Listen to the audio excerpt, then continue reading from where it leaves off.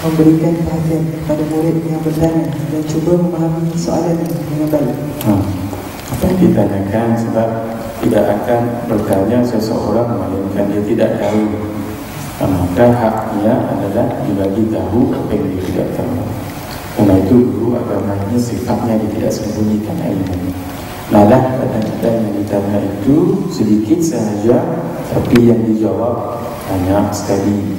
Kadang-kadang tidak meminta yang bertanya itu, tapi diberi oleh guru itu petua-petua dan sebagainya. Karena itu dalam ilmu agama tidak ada sembunyi ilmunya, sebab kaedah dia mudah saja. Kaedah dia man 'alima 'allama ya'lamullahu yu'allimuhu Allahu ma lam ya'lam. Itu kaedah dia mudah dalam ilmu agama ini. Siapa yang dia tahu kemudian dia mengajar, Allah akan ajarkan apa yang dia tidak tahu. Termasuk orang bertanya dengannya, itu proses belajar. Dia menjawab, itu juga proses mengajar. Bukan seperti duit 100 ringgit dalam poket, maka kita bagi pada setiap orang RM1 yang berjumlah barangkali 50 orang, maka yang tinggal jadi sedikit 50. Ilmu tidak begitu. Ilmu lagi banyak kita ajar, lagi banyak Allah ajar dengan kita. Karena itu dalam bab ilmu agama jarang kita lihat orang alim semakin tua semakin jahil, semakin tua semakin jahil, semakin tua semakin jahil. Melainkan dia semakin tua, Masya Allah, semakin berisi, makin tua makin berisi, makin tua makin berilmu. Sebab kaedah ini tadi, lagi banyak dia bagi, lagi banyak dia dapat. Tidak macam, mohon maaf, ilmu masak-masak ini Masya Allah, kalau dah pandai masak ni umpamanya, dia buka kedai, ramai orang datang, resepinya dibagi tahu dengan orang sebelah tu buat yang sama, Masya Allah, sedap lebih kurang. Akhirnya pelanggan datang padanya, maka semakin kurang. Jadi dia pun tak mahu ajar pada orang lain, takut ilmunya diambil, digunakan, akhirnya orang lain lebih baik daripadanya. Demikian dalam ilmu dunia selalu begitu. Tapi ilmu akhirat, Masya Allah, tabarakallah, herat kita lihat guru kita. Hari ini dia berbicara, esok dia bicara benda yang sama, benda lain yang keluar, mutiara lain yang keluar, seolah-olah Allah bagi something. Itu namanya ilham. Sebab man 'alima 'allama yu'allimuhu Allahu ma lam ya'lam. 12. Menerima hujah atau dalil yang dihadapkan kepadanya. Karena itu adalah satu kebenaran, maka dia akan mendengar dan memperhalusinya. Tambah lagi hujah dan dalil itu datang daripada Quran dan hadis Nabi sallallahu alaihi wasallam. 13. Tunduk kepada kebenaran dengan kembali kepadanya ketika ia tersalah.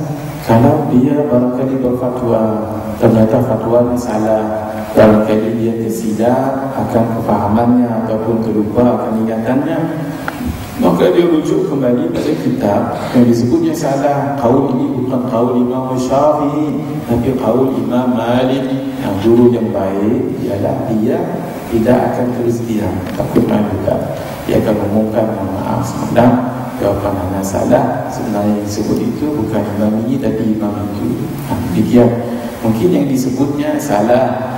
Dahulu pernah anda sebut dalam satu ceramah, ramai orang, Masya Allah, Zawjah anda ada sekali, jadi anda sebut dalam bab salawat ke atas Nabi sallallahu alaihi wasallam. Maka anda sebut dalam Quran Allah berfirman, Inna Allah wa malaikatahu yusalluna ala nabi ya ayyuhalladzina amanu sallu alaihi wa sallimu taslima.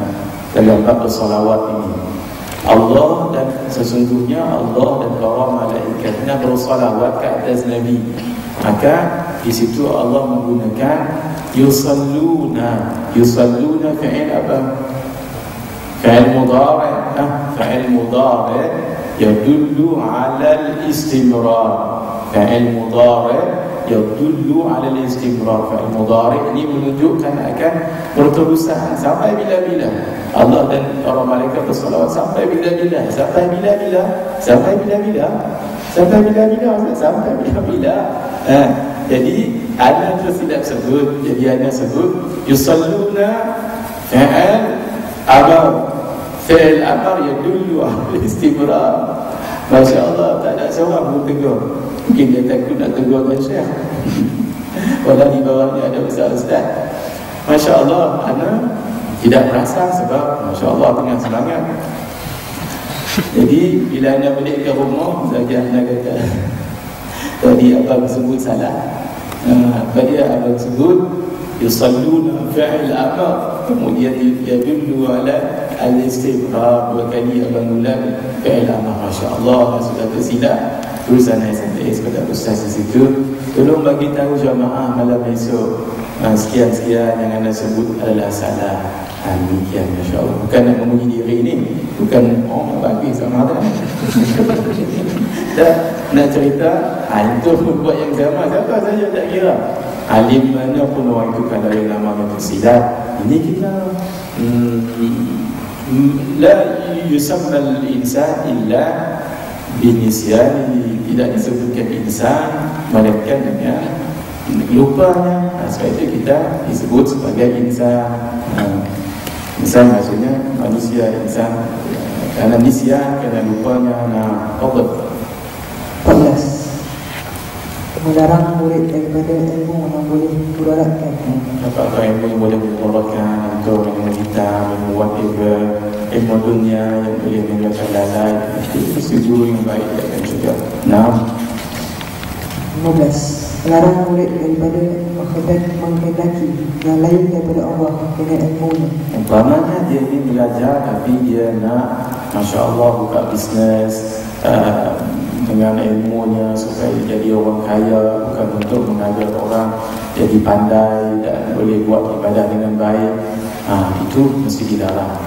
Ataupun seorang guru mengijazahkan sesuatu sanad ataupun ijazah dengan anak muridnya. Ternyata anak muridnya ini semangat, Masya Allah, dia pun nak jadi macam tuan gurunya. Maka dipanggilnya semua orang, mari kamu semua, siapa nak ijazah dari sana sila. Sila mana? Sila juga saya. Masya Allah, dia pun bagi sana dengan orang ijazah dengan orang, padahal dia belum bukan ahli lagi dalam bidangnya. Mengamal pun barangkali belum habis 40 hari non-stop. Akhirnya dia semangat, bagus niatnya tapi caranya tidak kena. Jadi mesti guru kalau dia tahu, cegah juga supaya jangan tertipu anak murid. 16. Melarang murid daripada menuntut ilmu yang fardu kifayah sebelum selesai daripada menuntut ilmu yang fardu ain. Dan ilmu yang fardu ain itu ialah ilmu yang berkenaan dengan membaikkan zahir dan batinnya dengan takwa. Umpamanya ilmu IRK, Masya Allah, Ento ambil engineering ke apa Ento ni? LED, sensors. Itu semua fardu kifayah. Edits fardu kifayah, mesin fardu kifayah, nursing fardu kifayah, dentist fardu kifayah, engineering fardu kifayah. Jadi anak harus larang Ento supaya semua tukar kuas masuk IRK. Demikian, tidak semestinya. Inilah Masya Allah istimewanya belajar UAE. Masya Allah, tabarakallah. Sebab kita tidak kira UAE UKM pun sama, UM pun sama, UAE pun sama. Kalau mereka ambil khusus yang kritikal macam itu ataupun art, tapi dalam masa yang sama dia talaqi macam ni, Masya Allah, macam itu. Kalau lihat itu sangat bertugas sekali. Di usia macam ni itu sudah bertalaqi. Anak sampai habis master di UAE tidak bertalaqi macam itu. Itu sahabat bersedia dekat sini dah kenal apa itu talaqi dan hadir ke majlis talaqi dan khatam kitab. Masya Allah, tabarakallah. Ini nikmat yang Allah bagi pada itu studio UAE dan UM dan UITM dan UKM dan semuanya dengan syarat itu juga bertalaqi dengan para masyarakat itu. Apa dia ilmu fardu ain? Ilmu fardu ain ialah ilmu yang dengannya seseorang muslim itu terlepas tuntutannya daripada Allah. Umpamanya solat, maka fardu ain baginya ialah solat fardu itu. Dia mesti belajar fardu solat. solat fardu itu, sebab solat fardu itu yang wajib. Maka belajar solat sunat bukan fardu ain baginya, itu jadi fardu kifayah. Umpamanya bab zakat, dia mesti belajar tentang zakat itu wajib, zakat fitrah. Adapun bagi orang yang miskin, dia tidak wajib belajar zakat perniagaan ataupun zakat ternakan dan sebagainya. Sebab itu dia belum sampai, kemiskinannya belum sampai untuk dia mengeluarkan zakat. Jadi yang fardu ain ialah yang boleh melepaskan dirinya daripada tanggungjawabnya sebagai seorang muslim. Pokok kita baca lagi saja ya, sebab ini agak mudah. Ini pokok 17. Memperbaiki diri sendiri dengan takwa sebelum dia menyuruh orang lain